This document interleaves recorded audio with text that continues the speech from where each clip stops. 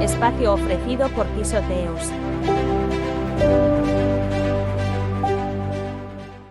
Bien, hacia el año 2009 estábamos como parte del control arqueológico de la restauración del claustro y de la torre cimborrio, del cimborrio de la catedral, la torre central del crucero. Pues estábamos varios arqueólogos aquí, entre ellos Michel Muñoz y yo, que éramos los arqueólogos que estábamos en ese momento. Estábamos, digamos, haciendo el control, estudiando y revisando tanto el cimborrio, la torre de central de la catedral. Entonces, en ese momento de desmontes de madera, de unas maderas que se habían colocado para apear y sujetar la torre, para evitar derrumbamientos después de la caída de la torre del Ángel, que se había caído a principios del siglo, pero bueno, seguía entonces, esta estaba sujeta desde entonces.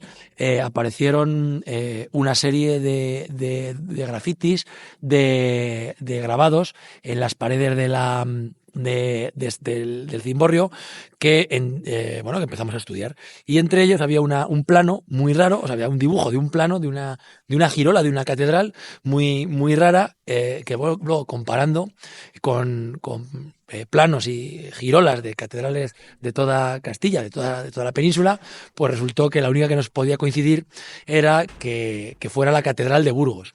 No sabíamos quién era el maestro arquitecto de la segunda fase de la catedral de Cuenca.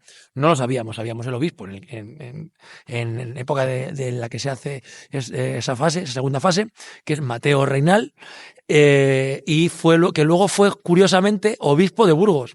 La catedral de Burgos la construye el maestro Enrique. Sabemos que la catedral de Burgos la proyecta y la hace el maestro Enrique. No sabíamos quién era el maestro que estaba trabajando en Cuenca. Bueno, si Mateo Reinal, que es el obispo que está en Cuenca cuando se hace esta segunda fase, cuando se hacen esos grafitis, cuando se hace todo ese tipo de dibujos ahí en el cimborrio de la catedral, es el que luego va a Burgos, pues seguramente el arquitecto que está aquí es el arquitecto de la catedral de Burgos, es el maestro Enrique. Así que le pusimos, además del propio dibujo, que es bastante chulo en sí, como testimonio de cómo se diseñaban, cómo se hacían las catedrales, cómo se proyectaban, pues sirvió para poder, digamos, identificar al maestro, a un arquitecto desconocido y que no tenía nombre, porque no se conservaba la documentación de quién había sido esta persona, ¿no? Luego tenemos otra serie de dibujos en el cimborrio, que son, pues de Alquerque, juego de las damas medievales, por así decirlo, hasta pruebas de geometría, de diseño, otros tipos de diseños. Además, otras cosas posteriores a cuando eso fue a época medieval, pues que son oraciones, Ave Marías, cruces, fechas, un montón de otros grafitis que la colección es interesante, pero el más interesante de todos es el de la girola de la planta de la catedral de Burgos, ¿no? La catedral de Cuenca, desde época islámica, que supuestamente tenemos aquí debajo de la catedral la planta, tenemos que tener las ruinas de la mezquita mayor de la Cuenca islámica, que fase a fase, época a época, vamos pudiendo contar la arquitectura, la decoración, la historia del arte, de todo lo que es la península ibérica, pues eso, desde época islámica, pues tendríamos que encontrar finalmente las ruinas de la catedral, de la mezquita mayor islámica, hasta el propio siglo XX, porque la portada es producto del siglo XX. Pero lo más destacado de todo, lo más raro, o sea, lo más curioso de la catedral de Cuenca es que es una catedral colgada.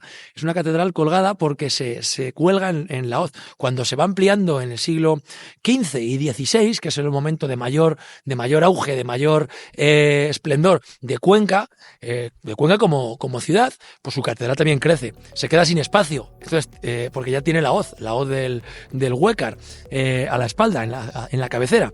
Y lo que tiene que hacer es colgarse, se generan una serie de capillas, una serie tiene que ocupar la calle de Ronda, tiene que colgarse sobre la muralla. Entonces, igual que hay casas colgadas en Cuenca, pues también nuestra catedral es colgada. no en singular porque no soy yo el que llevo esto, pero sí, de la Catedral de Cuenca es un ejemplo. La Catedral de Cuenca, desde su dirección, Miguel Ángel Álvarez, es un ejemplo de cómo una catedral pues se le puede sacar partido más allá de simplemente visitar lo típico.